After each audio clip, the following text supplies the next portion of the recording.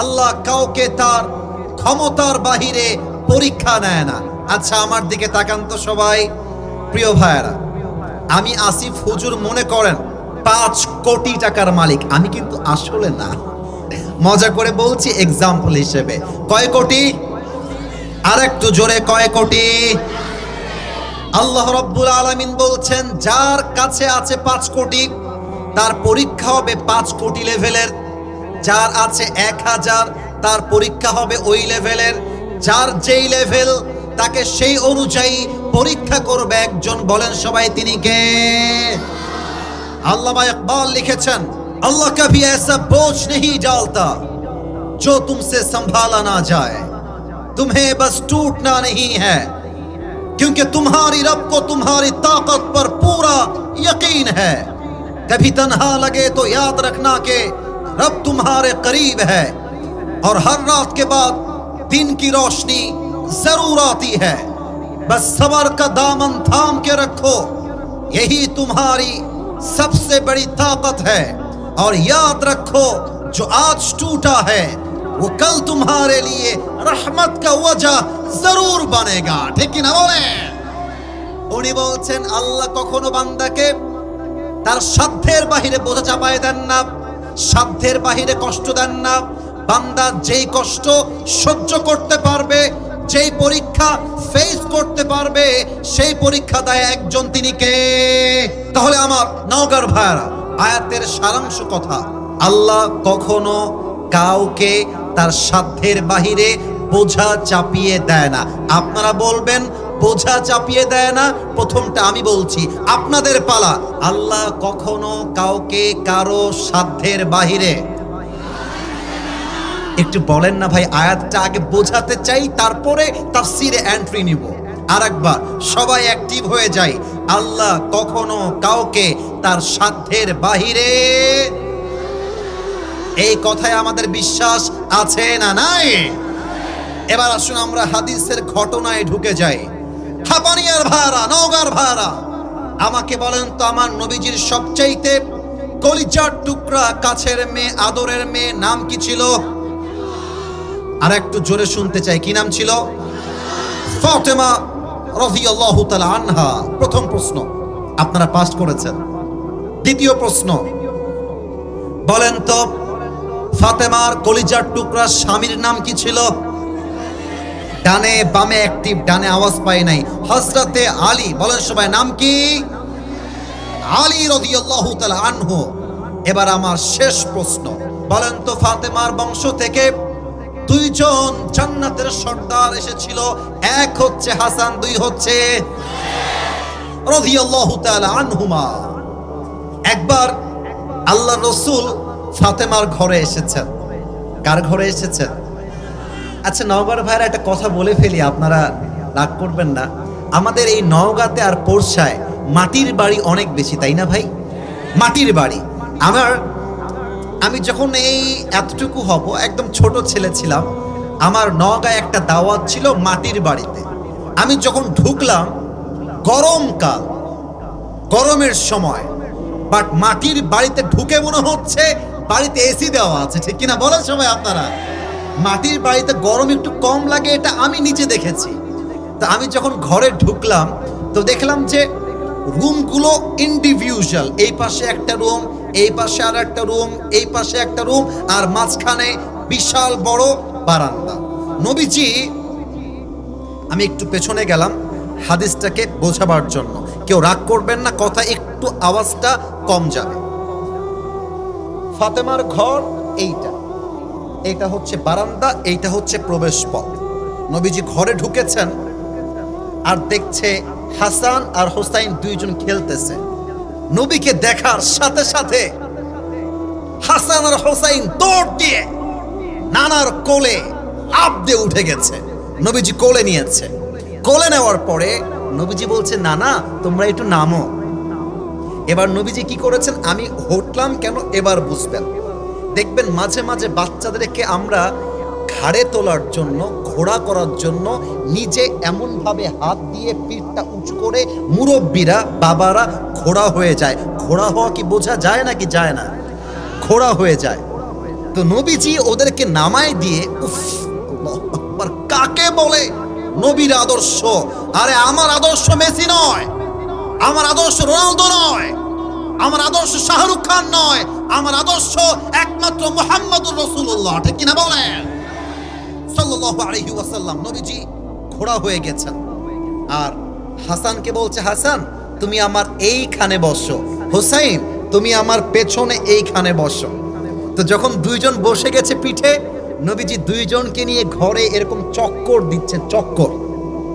হঠাৎ করে জাবের রাদিয়াল্লাহু তাআলা আনহু আসছেন আর ডাক দিয়ে বলছেন, ইয়া রাসূলুল্লাহ, বাহ বাহ বাহ বাহ, অবাক করা বিষয়। আরে হাসানের কপাল কত ভালো, হোসাইনের কপাল কত ভালো। প্রিয় নবী মুহাম্মদুর রাসূলুল্লাহ সাল্লাল্লাহু আলাইহি ওয়াসাল্লামের কাঁধে উঠেছে। আহারে কপাল কত ভালো রে। নবীজি বলছে, এই জাবের চুপ করো, কিসের কপাল? আরে আমার কপাল ভালো যে আমার পিঠে জান্নাতের সমস্ত যুবকদের সর্দার হাসান আর হোসাইন চড়ে বসে আছে। সুবহানাল্লাহ পড়েন সবাই। হাদিসটা এখান থেকে শুরু হবে। তো যখন দুইজনকে নামাই দিয়েছে, ফাতেমা ঘরে আসছে। আমার কথা বুঝতে কোনো সমস্যা হচ্ছে না তো? আচ্ছা একটু বলেন না, কথা কি বোঝা যায়? তো ফাতেমা খাটে বসে আছে আর নবীজি দুইজনকে নিয়ে খেলছে। তো নবীজি হাসানকে একটু ডানে রেখে হুসাইনকে এমনি কোলে বসিয়েছে। দেখবেন বাচ্চাদেরকে আমরা মাঝে মাঝে কোলে বসাই দিয়ে এরকম জড়াই ধরে থাকি। তো হুসাইনকে জড়াই ধরে নবীজির চোখ দিয়ে অটোমেটিক পানি ঝরছে। ফাতেমার দূর থেকে দেখছে আমার প্রিয় আব্বাজান চোখের পানি ছেড়ে হুসাইনকে ধরে কান্না করছে। ডাক দিয়ে বলছে, মা লাকা ইয়া রাসূলুল্লাহ, হে রাসূল আপনার কি হয়েছে? রাসূল কারীম সাল্লাল্লাহু আলাইহি ওয়াসাল্লাম বলছে, ফাতেমা তোমাকে একটা সংবাদ দিব, নিজের মনকে আগেই শক্ত করে নাও। ফাতেমা চুপচাপ শক্ত হয়ে বসেছে। আল্লাহ রাসূল ডাক দিয়ে বলছে, ফাতেমা আমার এই কলিজার টুকরা হুসাইনকে, তোমার এই মায়া ভরা হুসাইনকে একদিন কারবালার ময়দানে ইয়াজিদের সৈন্যরা নির্বিচারে তাকে গলা কেটে হত্যা করবে, শহীদ করবে। আমি এই জন্য কষ্টে বেদনায় কান্না করছি। এখন মেসেজ কোথায় আয়াতের সাথে? একটা মায়ের জন্য এটা যে কত বড় দুঃখের কথা। এই যুবক ভাইরা, তোমার গার্লফ্রেন্ড তোমার আপন না, তোমার মাই তোমার সবচেয়ে বেশি আপন। আজকালকার যুবকরা মেয়েদের পাল্লায় পড়ে বাপকে ভুলে যায়, মাকে ভুলে যায়। আরে বেটা, মেয়ে মানুষ আসবে যাবে, মায়ের মতো আপন, বাপের মতো আপন দ্বিতীয় আর কেউ হতে পারবে না। ঠিক কিনা বলো? হোসাইনকে জড়িয়ে ধরে আল্লাহ রাসূল বলছেন, ফাতেমা তোমার এই সন্তানটা একদিন শহীদ হয়ে যাবে, সে বাঁচতে পারবে না, তাকে শহীদ করা হবে। কিন্তু ফাতেমা আমাদের মা হলে কান্নায় ভেঙে পড়তো, আমাদের মা হলে কান্নায় বেহুশ হয়ে যেত। ফাতেমা ডাক দিয়ে বলছে, ইয়া রাসূলুল্লাহ এটা তো আমার কপালের ব্যাপার, আমার সন্তান যুদ্ধের ময়দানে শহীদ হয়ে যাবে আর আমি সেই শহীদের মা হব। আমার মতো কপালওয়ালা আর কেউ তো হতে পারে না। কোন সবাই সুবহানাল্লাহ। কষ্টের নিউজও আল্লাহ দিয়েছেন, আবার কষ্টকে সহ্য করতে পারবে এই ঈমান, এই শক্তি ফাতেমাকে দিয়েছে একজন। বলেন সবাই তিনি কে? আচ্ছা এবার আমি বোঝাতে চাই কারবালার ইতিহাস। কারবালার ইতিহাস নিয়ে অনেক মিথ্যা ঘটনা বলা হয়, বাট আমি যা বলবো প্রত্যেকটা অথেন্টিক হবে। এবং আপনারা যখন সুবহানাল্লাহ পড়বেন, আপনাদের আওয়াজে যেন প্রমাণ হয়ে যায় আমার সামনে কোনো বিড়ালের বাচ্চা নয়, সব সিংহের বাচ্চাগুলো আমার সামনে বসে আছে। ঠিক কিনা বলেন? সিরিয়ার দামেস্কে ইয়াজিদ স্বৈরাচারী কায়দায় ক্ষমতা দখল করে নিয়েছে। সরকারি মালের কোনো অডিট নেই, কোনো হিসাব নেই, একদম অগণতান্ত্রিক নিয়মে স্বৈরাচারী কায়দায় ক্ষমতার দখল নেওয়ার পরে ইয়াজিদ এলান করেছে, ফাতেমার বংশধর, নবীর বংশধর যত আহলে বায়েত আছে তারা আমাদের গোলাম হয়ে কাজ করবে, এটা আমাদের অর্ডার। কিন্তু যে হোসেন আলীর বংশধর, সেই হোসাইন ডিক্লার দিয়ে দিল, আমি হোসাইনের বুকে এক ফোঁটা রক্ত থাকতে বাতিলের সামনে আমি হোসাইন আমার মাথাকে নিচু করতে পারবো না, ঠিক কিনা বলেন? হোসাইন বললেন, আমি এবার আমার সৈন্যদেরকে নিয়ে কুফায় যাব। কুফা থেকে দাওয়াত আসলো। ইমাম হোসাইন ৭২ জন সাথী, নওগাঁর ভাইরা মনোযোগ বাড়ান, ৭২ জন সাথী, ৪০ জন পুরুষ, ৩২ জন নারী। এবার সবার পালা, সবাই উত্তর দিবেন। ৪০ জন পুরুষ, ৩২ জন, একটু জোরে বলতে কি হয়, ৪০ জন পুরুষ, ৩২ জন নিয়ে যুদ্ধের জন্য প্রস্তুত হয়ে রওনা হয়েছেন কুফার দিকে।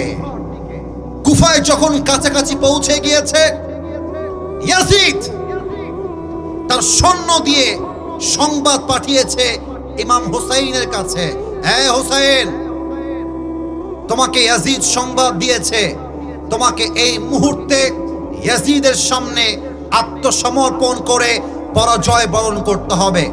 ইমাম হোসাইন বলছে, নওগাঁর হাপানিয়ার ভাইয়ের আমার 2 চোখ দেখবেন।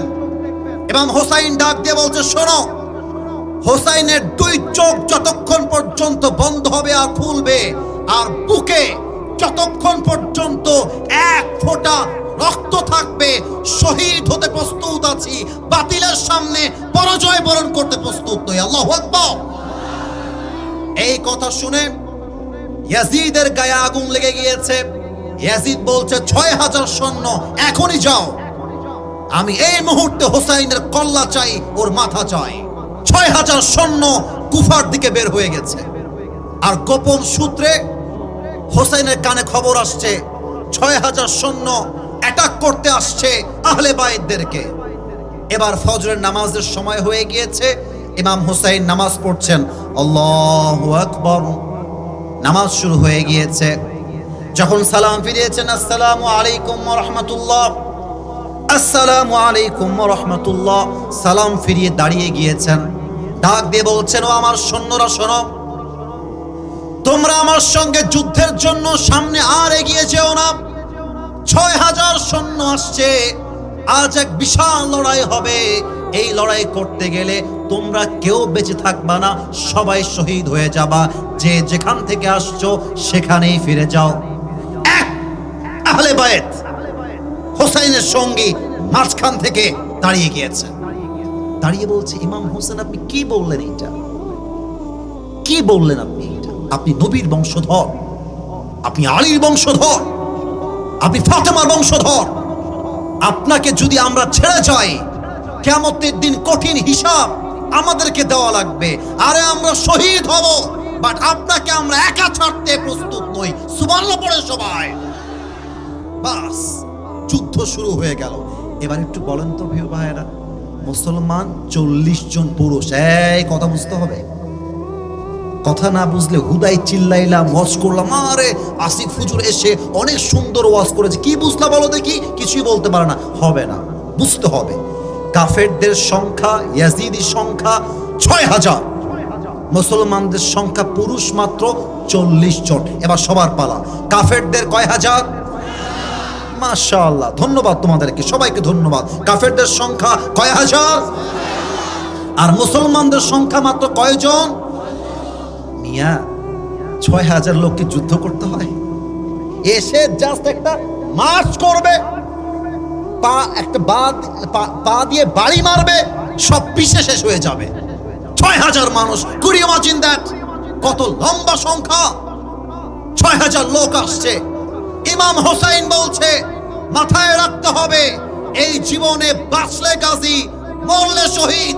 কাফেরদেরকে পরোয়া করার টাইম নাই, সামনে এগিয়ে যাও, ভয় পেও না, বুক চিরে দাঁড়িয়ে যাও, আল্লাহর ভরসায় সাহসটা বাড়াও, আল্লাহর নামে আগুন জ্বালাও বুকে, সত্যের পথে চলো, সাহস রাখো মুখে, ভয় পেলে চলবে না, রক্তে আগুন ধরাও, আল্লাহর সৈনিক তুমি, সেই পতাকা উড়াও।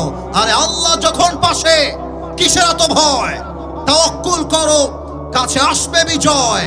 আজহারী সাহেব বলেছিলেন, আধারে ভয় পেও না, আলো আছে আড়ালে, অন্ধকার পালিয়ে যাবে তুমি উঠে দাঁড়ালে। ঠিক কিনা বলেন? আরে চলো যুদ্ধের জন্য প্রস্তুত হয়ে যাও। 40 জন সাহাবী, 40 জন আহলে বাইতের সৈন্যরা যুদ্ধ শুরু করে দিয়েছে। যুদ্ধ করতে করতে করতে জোহরের নামাজের আগে 39 জন জায়গায় শহীদ হয়ে গেছে। জাস্ট একজন বাকি আছে, তার নাম হচ্ছে ইমাম হুসাইন। বলেন সবাই, তার নাম কি? ইসলামকে যদি ভালোবাসেন এই হাদিসের অংশটা দিল থেকে শুনবেন। ইমাম হুসাইন যখন যুদ্ধ করতে করতে পেছনে তাকিয়েছে, দেখছে সব আহলে বাইতের লাশ রক্তাক্ত হয়ে জমিনে পড়ে আছে। তবু ইমাম হুসাইন তার গায়ের সাহস হারায় নাই। কিন্তু ইমাম হুসাইন বুঝে গেছে, আমি হয়তো বা এই পৃথিবীতে আর থাকতে পারবো না, আমার শহীদ হয়ে যাবে। বাস মহিলাদের যেই কাফেলা তাবুতে আসছে, সব মা বোনদেরকে ডাক দিয়েছে। ডাক দিয়ে বলছে, মায়েরা বোনেরা, আপনাদের কারো স্বামী বেঁচে নেই, আপনাদের কারো বাবা আর বেঁচে নেই। আমি ইমাম হুসাইন, আমি আপনাদের কাছে আসছি, এটাই আমার শেষ বিদায়। আপনাদের সঙ্গে আমার আর কখনো দেখা হবে না। ইমাম হুসাইনের বউ বের হয়ে আসছে, স্বামীর দিকে 2 চোখ দিয়ে তাকায় আছে, আর বুঝতে পারছে এটাই আমার স্বামীর সাথে শেষ দেখা। আমি স্বামীকে আর বেঁচে থাকা অবস্থায় দেখতেই পারবো না। 2 চোখ দিয়ে পানি পড়ছে। কিন্তু ঈমান কাকে বলে? ঈমানের পাওয়ার কাকে বলে? ইমাম হুসাইনের বউ ডাক দিয়ে বলছে, হুসাইন, আমি আপনাকে যুদ্ধের ময়দানে শহীদ হওয়ার থেকে আটকে রাখতে পারবো না, তবে একটা আবদার রাখতে চাই, আমার আবদারটা প্লিজ আপনি রাখেন। ইমাম হুসাইন বলছে, কি আবদার আমাকে বলো। তার বুকের দুগ্ধ শিশু, একদম just like a new born baby, just নবজাতক শিশু এমন করে তুলে ধরেছে, আর ডাক দিয়ে বলছে, হুসাইন, এই বাচ্চাকে নিয়ে যুদ্ধের জন্য বের হয়েছি। 2 থেকে 3 দিন যাবত বাসায় কোনো ভাত নাই, চাল নাই, ডাল নাই, পানি নাই। ক্ষুধার যন্ত্রণায় আমার বাচ্চা ফজর থেকে চিৎকার করছে। আপনি যুদ্ধে যাওয়ার আগে আমার বাচ্চাকে একটা ঢোক পানি পান করায় যান, 1 ঢোক পানি। ইমাম হুসাইন বাচ্চাকে নিয়ে আস্তে আস্তে আস্তে আস্তে ইয়াজিদের সৈন্যদের সামনে আসছে। এবার আমার হাত দেখবেন, হাত তুলতে হবে না, আমার হাত দেখেন। আমি হাদিসটাকে ব্যাখ্যা সহ বোঝাতে চাই।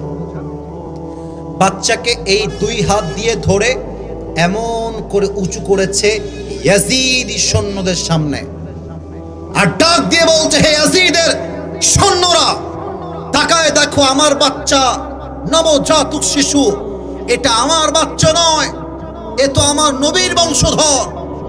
তোমাদের সঙ্গে আমার অনেক শত্রুতা থাকতে পারে, বাট এই বাচ্চা নিরপরাধ, মাসুম, নিষ্পাপ। আমার বাচ্চা কয়েকদিন যাবত খানা নাই, পানি নাই, কিচ্ছু খায় নাই। ফুরাতের তীরে অফুরন্ত পানি, 1 মিনিটের জন্য পানিটা ছেড়ে দাও, আমার বাচ্চাকে আমি 1 ঢোক পানি পান করাতে চাই।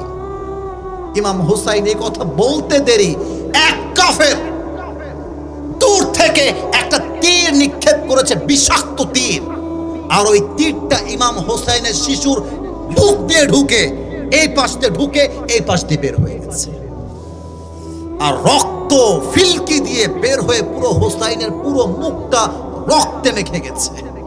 ইমাম হুসাইন তার বাচ্চাটাকে বুকে জড়িয়ে ধরে, মুখে রক্ত, বুকে রক্ত, হাতে রক্ত।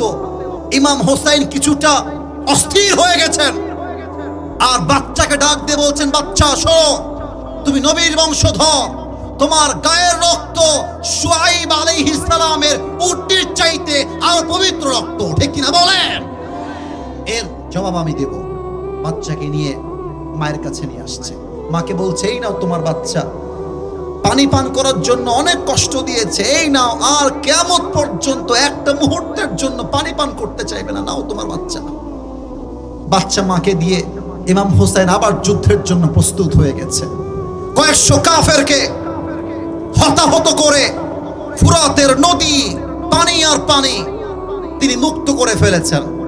এবার যখন ঘোড়ার পিঠ থেকে নেমে 1 চুল পরিমাণ পানি নিয়েছেন, পানি যখন পান করতে যাবেন, মনে মনে ভাবছেন, আমার 39 জন সাথী শহীদ হয়ে গেল, 1 ফোঁটা পানি দিতে পারলাম না। আমার কলিজার টুকরা সন্তান শহীদ হয়ে গেল, এক ফোঁটা পানি পান করাতে পারলাম না, আমি ইমাম হোসাইন এই পানি কেমন করে পান করতে পারি? কোন সবাই সুবহানাল্লাহ। পানিটা ফেলাই দিয়েছে, আবার যুদ্ধের জন্য প্রস্তুত হয়ে গেছে। হাদিসের আমরা শেষাংশে চলে আসছি। যখন নদীর তীর থেকে ঘোড়ার পিঠে উঠেছে, কাফেররা ডান থেকে বাম থেকে তীর নিক্ষেপ করতে শুরু করেছে, চতুর্পাশ থেকে তীর আর তীর।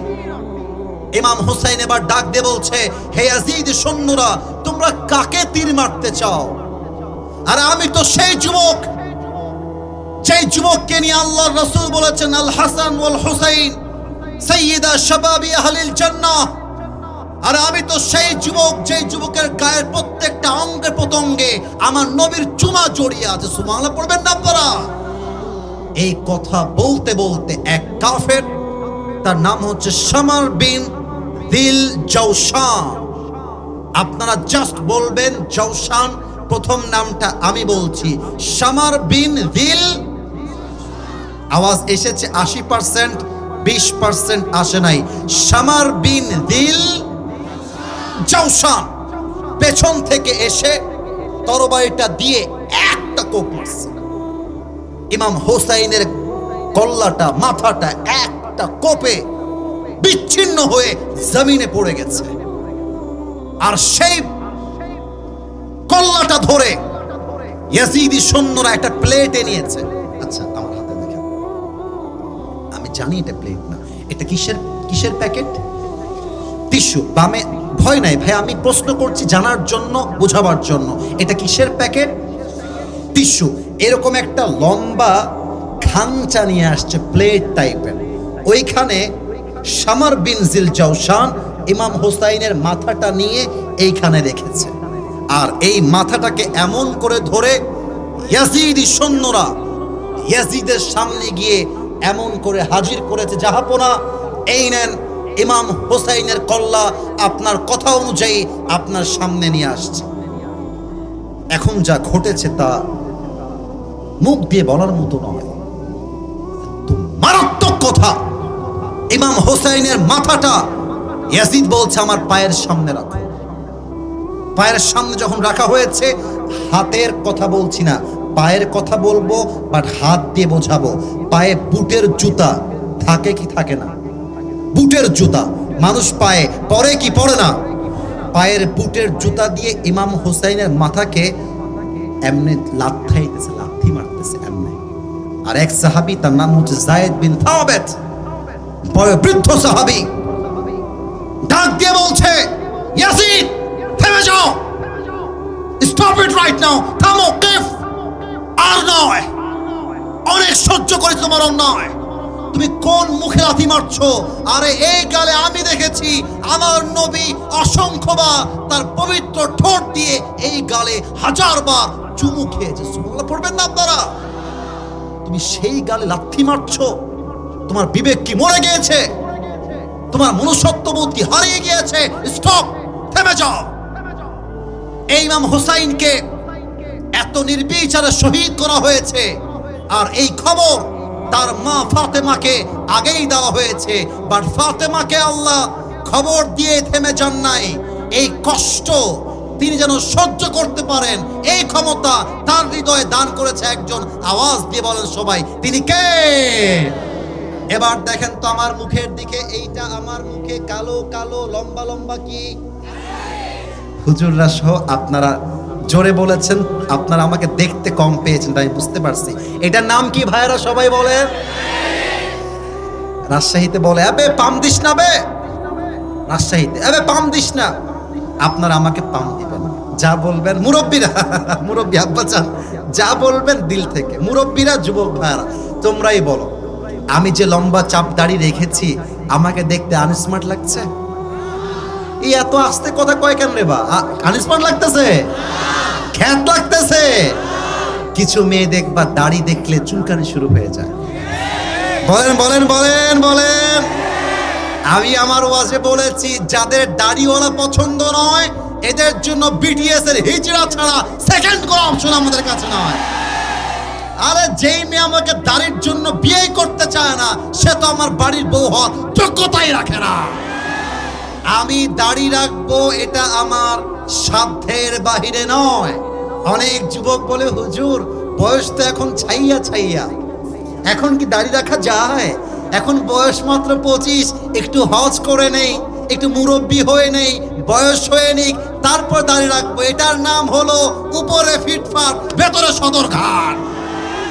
আরে বেটা দাড়ি রাখবা, তোমাকে পছন্দ করবে টিকটকার মেয়ে নয়, তোমাকে পছন্দ করবে ফাতেমার মতো চরিত্রবান মেয়ে, ঠিক কিনা বলো?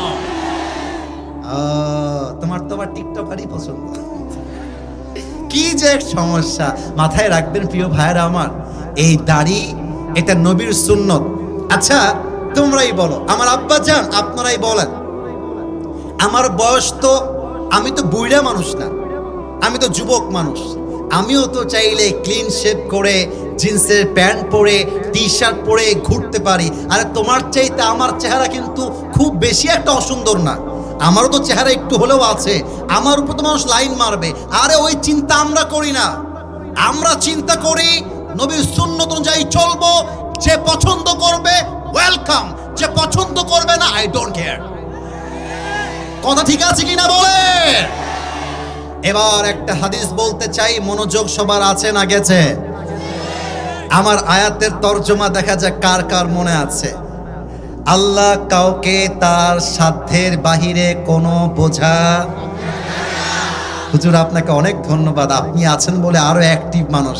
আর একবার, আল্লাহ কখনো কাউকে কারো সাধ্যের বাহিরে। আচ্ছা বলেন তো, মেয়েদের জন্য হিজাব পরিধান করা কি নফল, সুন্নত না ওয়াজিব না ফরজ? ফরজ। বলো সবাই কি? অনেক মেয়ে বলে যে আমি আবার নেকাব পড়লে আমার দম বন্ধ হয়ে যায়, আমি দম বন্ধ হয়ে যায়, আমি পড়তে পারি না। আছে আছে আছে, বলো বলো বলো বলো। আব্বা জান আপনি হাসার আগে আমার ওয়াজটা শোনেন, আপনি বোঝেন। আপনার মেয়ে আপনাকে মাঝে মাঝে বলবে, আব্বু আমি তো হিজাব পড়েছি আব্বা, আমার হাতটা খোলা আছে এটা জায়েজ, আমার পাটা খোলা আছে জায়েজ। আসলে হাতটা খোলা রেখে मेरा बुझाते चाहे मेरा चेहरा तो तुम नहीं देख सकते मगर हाथ से ही पता लगा लो कि मैं खूबसूरत हूं। মুখ দেখাইতে পারছে না কারণ নওগাঁর মানুষ বড্ড সেনসিটিভ। মুখ দেখাইলে বাপ তার হাড্ডি ভাঙবে বাস। আসসালামু আলাইকুম ভাইয়া কেমন আছেন? এমন কণ্ঠ, বোরকাওয়ালির কণ্ঠ শুনলে একটা যুবক জায়গায় ফিদা হয়ে যায়, ঠিক কিনা বলে? প্রিয় বোন, এই সমস্ত ছল্লি বাড়ি কাজ বন্ধ করেন, এই ছল্লিগিরি চলবে না। আমার কথা একটা, বোরকা হবে এমন বোরকা হাত তো দূরের কথা চোখটাও দেখা যাবে না, ঠিক কিনা বলো? আপনি যদি বলেন বোরকা আমি পড়তে পারবো না, আমার দম বন্ধ হয়ে যায়, আমি বলবো লা ইউকাল্লিফুল্লাহু নাফসান ইল্লা উসাহা। আল্লাহ কাউকে তার সাধ্যের বাহিরে কোনো বোঝায় চাপিয়ে দেয় না, ঠিক কিনা বলেন? আর একটা কথা বলবো আমার মুরব্বীরা, আপনারা রাগ করবেন না। মুরব্বীরা এই দেখেন, মুরব্বীরা কিন্তু নওগাঁর অনেক অনেক অনেক অনেক নামাজি, বিশ্বাস করেন সত্য বললাম। নওগাঁর মুরব্বীরা তাহাজ্জুদ গুজার, আমি নিজের চোখে দেখেছি। নওগাঁর মুরব্বীরা 5 ওয়াক্ত নামাজে 1 ঘন্টা আগে গিয়ে মসজিদে হাজির হয়ে যায়। কথা কি ভুল বললাম না ঠিক বললাম বলেন? আব্বা জান দাড়ি রাখলেই শুধুমাত্র জান্নাতি হওয়া যাবে না। আব্বা জান শুধুমাত্র তাহাজ্জুদ গুজার হলেই জান্নাতি হওয়া যাবে না। আপনার ছেলের বিয়ের বয়স হয়ে গিয়েছে, আপনি বিয়ে দেন না, এটার জন্য আপনি জাহান্নামী হবেন। এখন বাবারা বলবে হুজুর আমি যে বিয়ে দিব এটা আমার সাধ্যের বাহিরে। না না না না, মাথায় রাখতে হবে আমার ছেলের বউ হবে সেই বউ, যেই বউ আমার বাড়িতে এসে ডাল ভাত খেয়েও থাকতে পারবে, ঠিক কিনা বলো? আব্বা বলে তুই বিয়ে করে খাওয়াবি কি? তুমি বলবা আব্বা তুমি আমাকে যেই খাবারটা দাও আমি অর্ধেক খাবো, আমার বউ অর্ধেক খাবে, আমি একটা খাবো, আমার বউ আরেকটা খাবে। দ্যাট ইজ দ্য সলিউশন, ঠিক কিনা বলো? বিয়েকে সহজ করতে হবে। আর মেয়ের বাবাদেরকে বলবো আব্বা জান আসলে সত্য কথা কি জানেন, মেয়েদের চরিত্র নষ্ট হয় তার মায়ের জন্য, মা নষ্ট মেয়েও নষ্ট হয়ে যায়। মা ভালো মেয়ে ভালো, মা খারাপ মেয়ে খারাপ। এই মুরব্বী যুবক ভাইরা, কথা কি ভুল বললাম না ঠিক বললাম বলেন? মা দেখবেন বেপর্দায় ঘুরে, মেয়েটাও বিপর্দায় ঘুরে। আর যারা প্রবাসে যায়, প্রবাসে এদের বউরা এলাকার বাজারে যেই পরিমাণ মেকআপ পেরে আসে, এদেরকে দেখলে মনে হয় বাজার করতে আসে নাই, বাজারে বিয়ে করতে আসছে, ঠিক কিনা বলেন? প্রিয় ভাইয়ারা আমার, আমার কথা একটা, আল্লাহ সাধ্যের বাহিরে বোঝা আমাদেরকে চাপিয়ে দেন নাই। অতএব আগামীর সংগ্রাম হবে বিয়ের সংগ্রাম, আগামীর সংগ্রাম হবে ব্রেকআপের সংগ্রাম, ঠিক কিনা বলো? আল্লাহ সবাইকে সঠিক বয়সে বিয়ে করার তৌফিক দান করুক, বলেন সবাই আমিন। আর একটা হাদিস বলতে চাই, আপনাদের পারমিশন আছে নাকি শেষ করব? আসতে শুনলাম তো, আছে নাকি নাই? এটা আমার শেষ হাদিস। বলেন তো, নবীজির সবচাইতে কাছের বন্ধু আবার নবীজির শ্বশুর লাগে আবু বকর সিদ্দিক। ভাইও বলেছেন আপনারা, সোনামণি নতুন নতুন ওই যে পেছনে, তোর বিয়ে হবে না রে, কতি কতি তোর বাড়ি কতি, খবরদার। এই যে আমার পিচ্ছি, তোরা বস বেটা বস। প্রিয় ভাইরা, একজন উঠছে, এখানে 20 জন উঠে তাকে দেখতেছে। নগর ভাইরা তাকবীর দেন, নারায়ে তাকবীর। আবু বকর রাদিয়াল্লাহু তাআলা আনহু।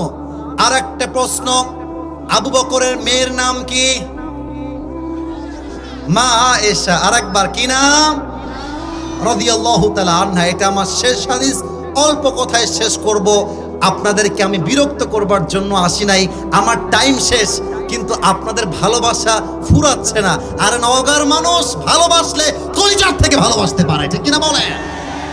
আম্মা জান আয়েশা রাদিয়াল্লাহু তাআলা আনহা, একদিন নবীজি আবু বকরের ঘরে আসছে, এসে বলছে, আবু বকর শোনো, আমার মনে হয়, এই তোমরা কথা বলো না, বাবুরা কথা বলো না, কানে আওয়াজ আসে তো, একটু চুপ থাকো, শেষ হাদিস শুনে যাও।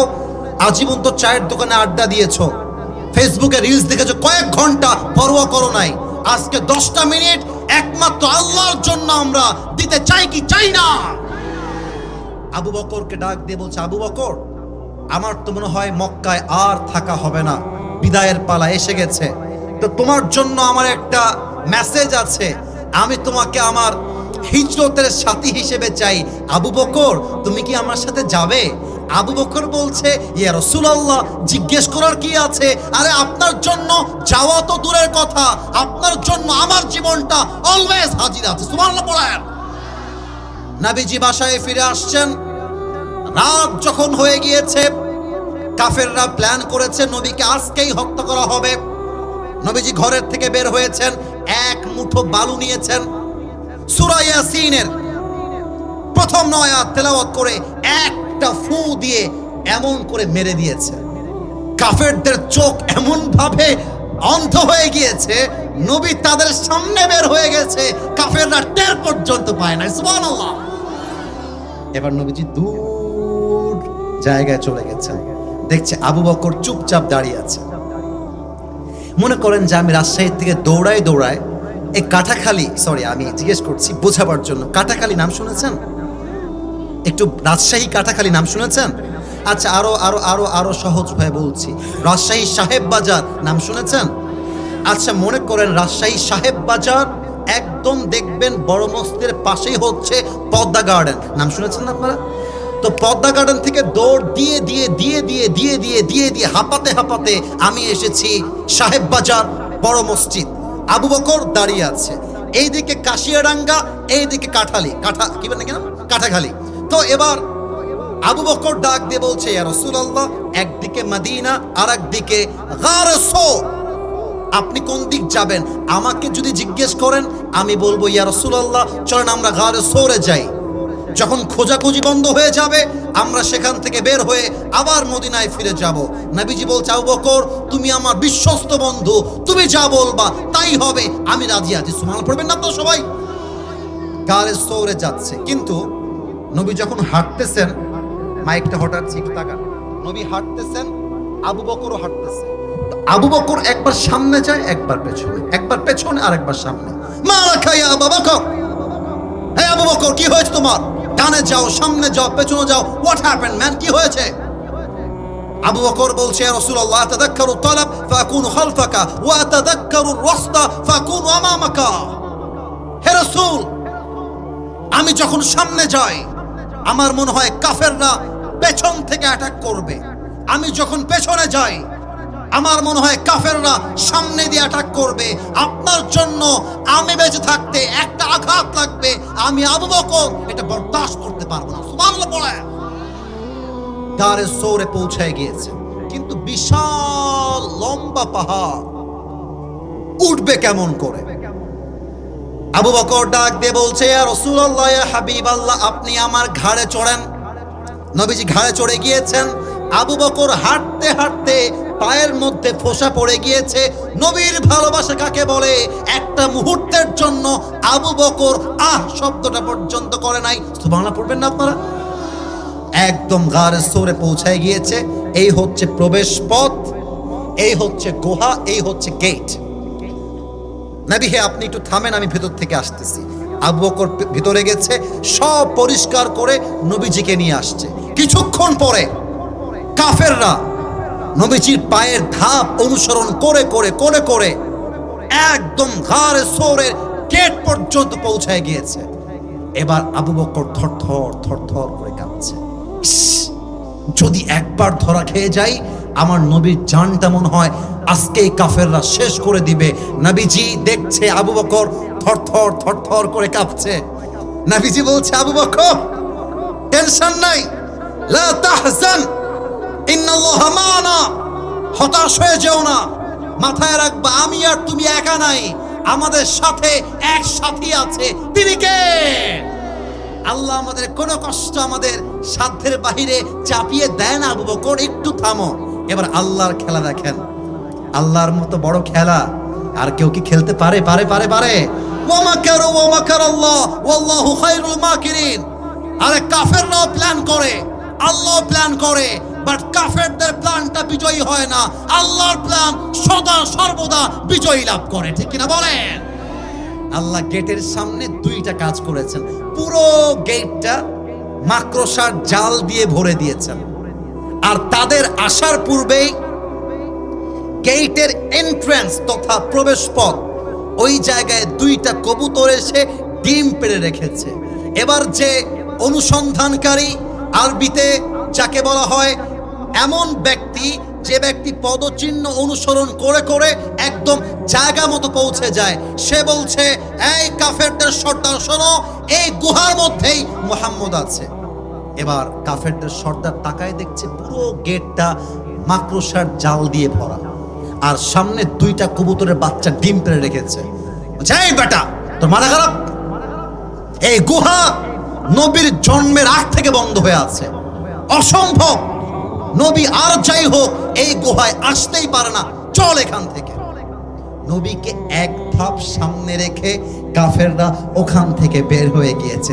আল্লাহ মেসেজ দিয়েছে, আমি আল্লাহ বান্দাকে বিপদও দেই, আবার বিপদকে সহ্য করতে পারবে সেই ক্ষমতা, সেই পরিস্থিতি আমি আল্লাহ নিজেই তৈরি করে দেই। ঠিক কিনা বলে? অতএব আজ থেকে ভয় পেও না, জীবনে যাই হয়ে যাক। কথা আমার একটা, অনেক যুবক এইখানে ছ্যাঁকা খেয়ে বেকা হয়ে বসে আছে। আরে বেটা, পুরুষ মানুষের ছ্যাঁকা খাওয়ার কোনো চান্সই নাই। তোমাকে ছ্যাঁকা দিয়ে একটা মেয়ে একটা বিয়ে করবে, ওর জন্য একটা বিয়ে জায়েজ। তুমি মিয়া বেটা মানুষ, মরদ মানুষ, ও বিয়ে করবে একটা, তুমি চারটা বিয়ে করে দেখাই দিবা, পরোয়ার টাইম নয়। অতএব আজ থেকে কোনো মেয়ের জন্য আমার ক্যারিয়ার নষ্ট হবে না। আমি নওগাঁর হাপানিয়ার এমন এক যুবক হতে চাই যে পুরো বাংলাদেশের ইতিহাসকে পাল্টে রেখে দিবে। ঠিক কিনা বলো? আল্লাহ যুবকদেরকে সেই তৌফিক দান করুক। পড়েন সবাই আমিন।